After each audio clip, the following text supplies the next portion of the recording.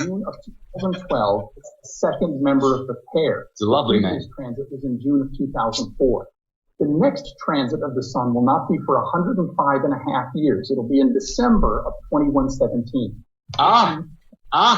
December. Sagittarius. Opposite Gemini. Of course. Boom. Busted globies.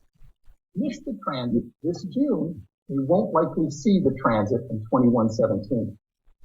The way to understand why transits of Venus come in pairs and then why the pairs are separated by such long distances is to understand the orbit of the Earth and Venus. The orbit of the Earth around the sun is represented by this hula hoop. Imagine the sun. I'm sorry.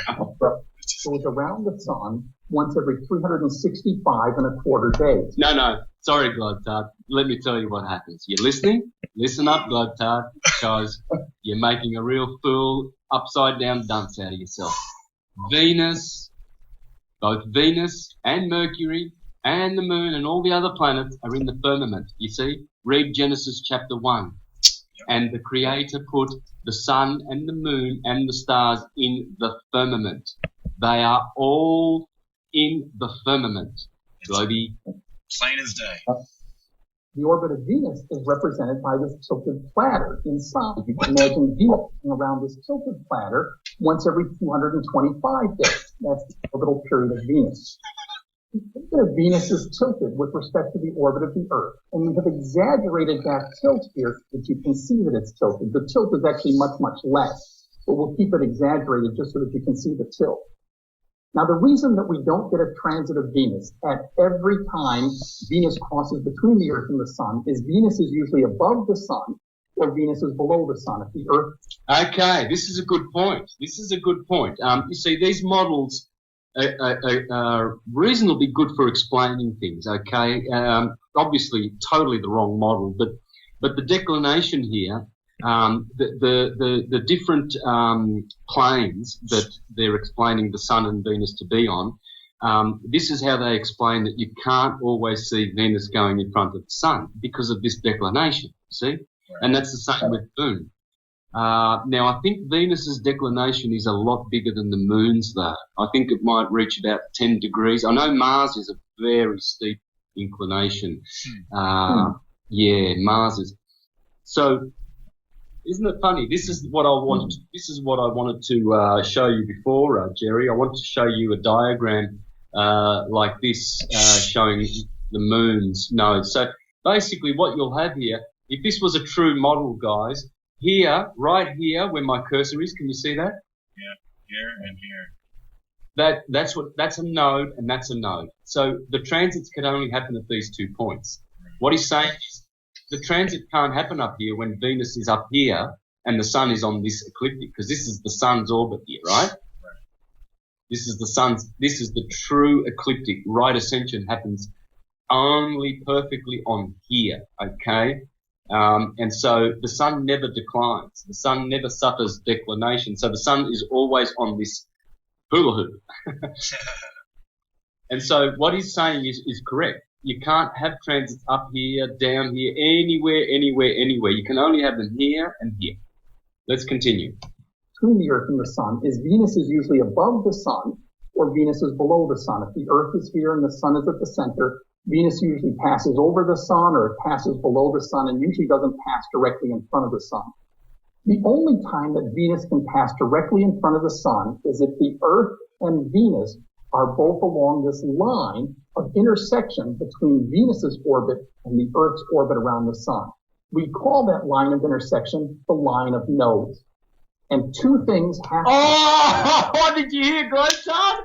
The line of nodes. The line of nodes. Science. He's catching on, Santos. He might be catching on. Globe-tardage. Oh, that was beautiful. It's the nodes. Yeah, I love it. You cannot make it up. I can't believe you said that. It has to be at that node, and the Earth has to be at that node. Venus has to be at that node, and the Earth has to be at that node. I mean, often that happens. You need to keep in mind the orbital periods of the two planets. Some cartoons. Around once every 225 days. the Earth is racing around every 365 and a quarter days. If those two line up and we get a transit of Venus, the next transit will not occur until the two of them line up again. Now, it turns out with the orbit of Earth and Venus, if the two of them line up, they happen to line up exactly 8 Earth years later. The Venus goes around the Sun 13 times, the Earth goes around the Sun 8 times, and the two come back in almost perfect alignment again. The problem is the alignment isn't exactly perfect. We have a transit of Venus now, and the Earth goes around 8 times and Venus goes around 13 times. We'll get a transit again, but the transit is shifted on the Sun. And it's shifted because Venus's 13 orbits don't exactly match Earth's 8 orbits. They differ. I'll tell you what, pat on the back, Globetard, but you don't get a cigar. But I'm glad he's really done a good job with this. And, you know, they do explain their models and jam it in so that it works, or it seems to work when they explain it. But in reality, this is not at all what is happening. Not at all. And they know it. But their explanations seem to suffice for the superficial intelligence of the others, you know, the programmed masses, unfortunately. Yes, there is a shift. You can see there's a lot of shift here in declination at the different nodes. It's the same node, actually, because in Gemini, because this one's in 2014, it was June the 8th, that's the middle of Gemini, and then in 2012, it's the middle of Gemini again on June the 5th. So the other node of Venus that is definitely in Sagittarius around December time did not feature in these two transits. It's obvious that only the one node is going in front of the Sun. So I believe that the real reason why they don't have real photos of this is because they don't want you to see that node is, it's basically just, it's a node, and they don't want us to understand that Venus is totally invisible within 15 degrees of the Sun, which astrology calls under the beams of the Sun. Now, you mentioned combust earlier at the start of the very good. That's different, okay? Combustion is within 8.5 degrees. Right. No, I know that. That's what I was trying to be a show off. I was trying to show off. Go ahead. Yeah. Well, combust is different because it's definitely 8 degrees. Sorry? Yeah, I'm sorry. Go ahead. Yes, 8.5 degrees from the center of the Sun, which I would say is hiding in. It's actually the radius of the Sun is now burning or making invisible the bodies that are conjunct the Sun, whereas under the beams means it's outside of the actual disk of the Sun. You know what I mean? Yes, sir.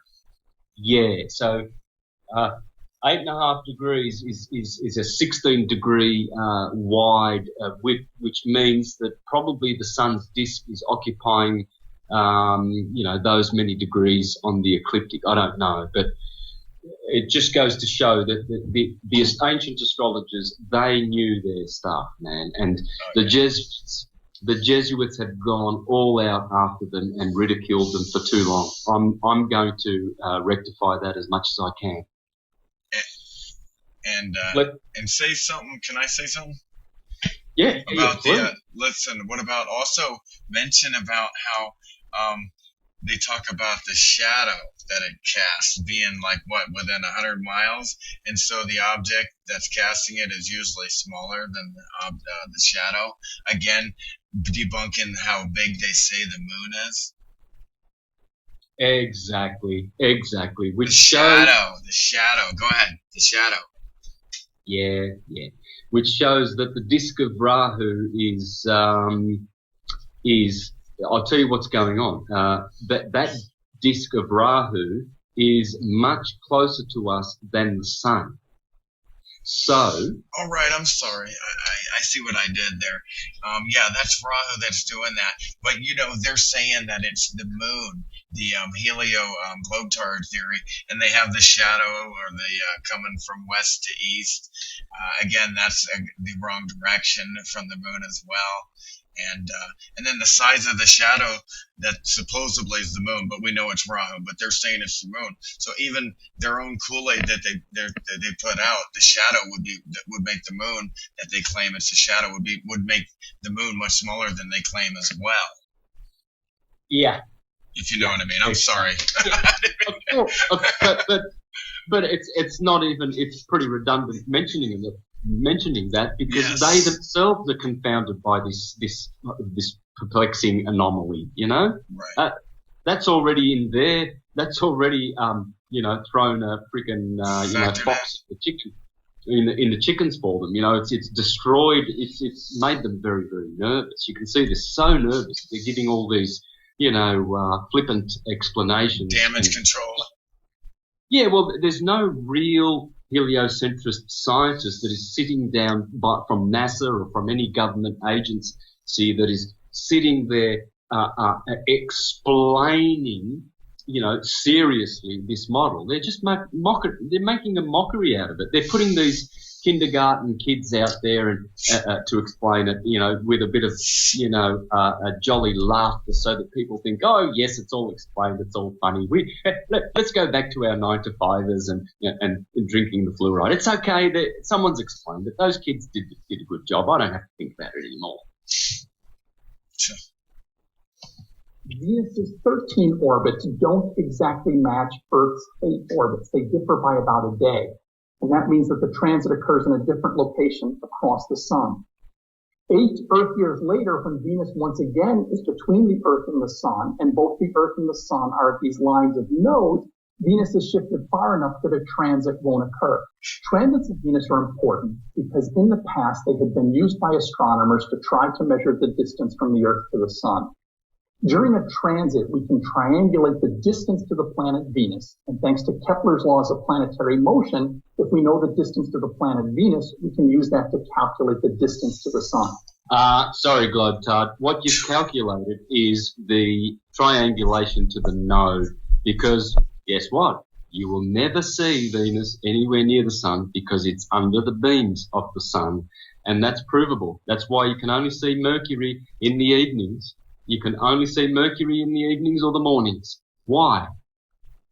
Well, it's obvious why. In either model, it's easy to understand why you can only see it. But sometimes Mercury is very, very close in right ascension to the sun, but you can't see it rising before in the morning or setting after in the evening. Why?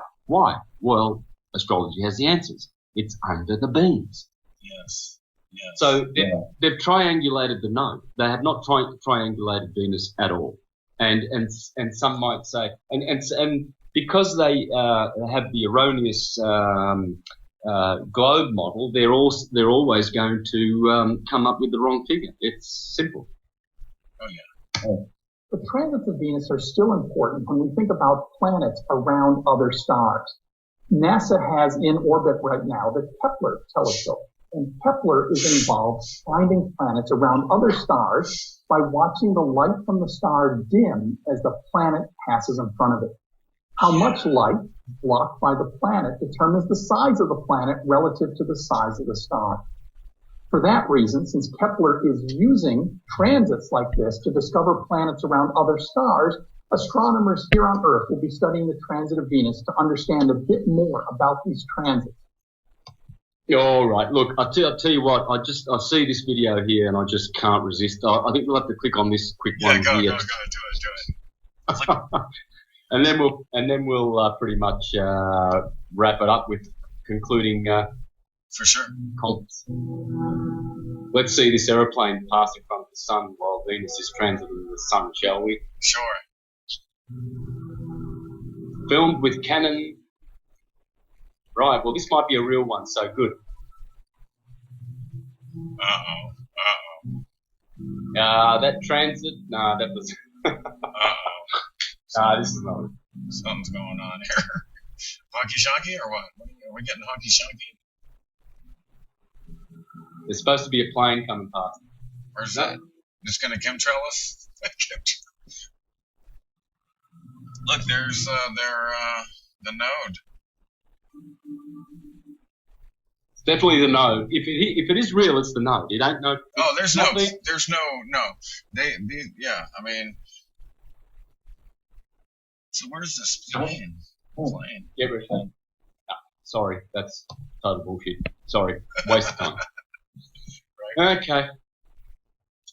So there's my note, Jerry. Please, listeners, click on this note, go into my notes on my Facebook page, and share it with one and all. This article will suffice for the intelligent ones, that is, to stop being upside down and get vertical.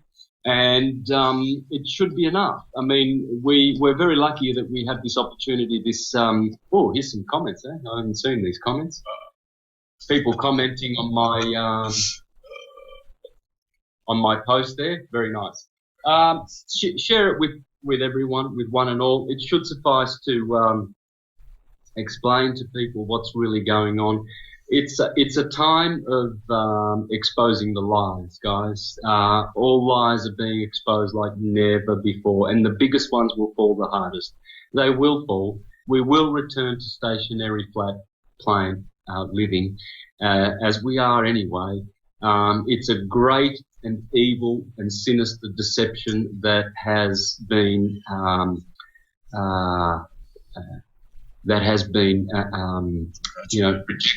perpetuated on humanity, and it must be exposed. I will be exposing the families behind, the corporations behind the lie of the globe of the Jesuits and Copernicus and Newton. Probably on this show with Jerry for sure. We'll be doing more shows, of course, because we have a lot of fun debunking, exposing. I know you do, Jerry. You have lots of Jerry the ball breaker. Say it, Santos. Jerry the ball breaker. I love it. What an honor and pleasure, and I'm so grateful for all the years that I've been learning from you. Yeah. Thank you. So I just encourage all the listeners there to share this, and also I'm going to be doing on this Friday, look out for the Sun and Moon group. I'll be doing a 3-hour show with them with whiteboard, exposing the families and who is really behind the spinning ball.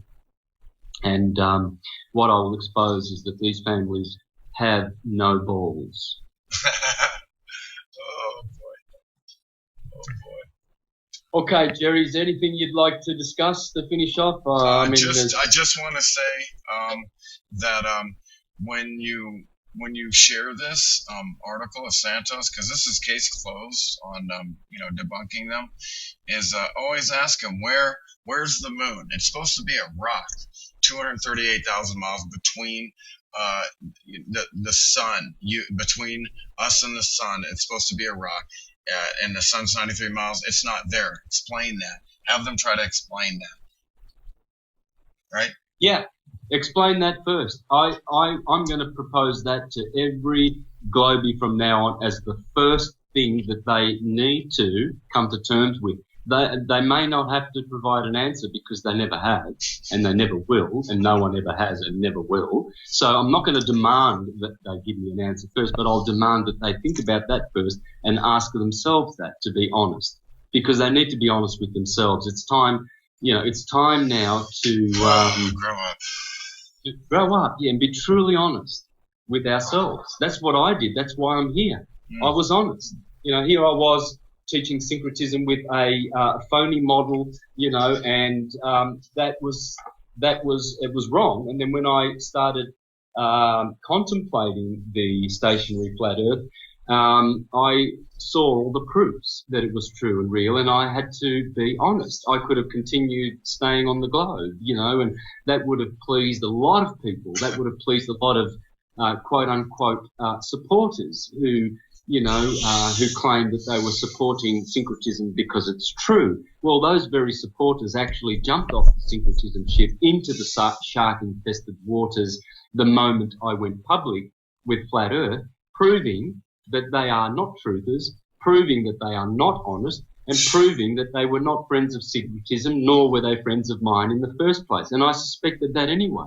So I thank the heavens for giving us the flat earth, because it separated the sheep from the goats, the dunces from the intelligent ones. Yes. And it has shown the true colours of the ones who were saying, oh, I'm a loyal, faithful syncretist, Santos, all the way to the end. I am with you, shoulder to shoulder. They are nowhere to be seen. They're upside down somewhere spinning, trying to fall off the bottom of the Santa pool. And I don't know them anymore, and I thank the heavens that I don't, because as Jesus in the gospel says, the Father will separate the sheep from the goats, and the globe goats will go off into damnation and perdition, and the stationary sheep on the right will go off into everlasting intelligence and Sat Chit Ananda. For sure. So, thank you heavens for the truth. Thank you so much. Hare Krishna, Hare Rama, and Jaya Radhe. I'm so blessed by this beautiful truth. Isn't it beautiful to wake up every day knowing you know where you live, Jeremy? Absolutely. Hey? It's fantastic. It's a beautiful thing. It's amazing. It's so beautiful. It's so beautiful. It's the most comforting thing I've ever had. I never get any feelings of confusion or depression or anything. I'm so blessed by this beautiful truth. It's the most beautiful truth I've ever uncovered. Ever. Absolutely. All right, brother. Yes, sir. That was fantastic. That was absolutely just extremely information packed, right? Beautiful. Send me a copy and I'll share it straight away, man. The quicker it's out there. Oh, absolutely, Santos. I'll get that right to you. All right, brother. All right. We'll catch you on the next podcast. Maybe we'll do a weekly. Yes, sir. Please like, share, and subscribe. Much love. I love you all.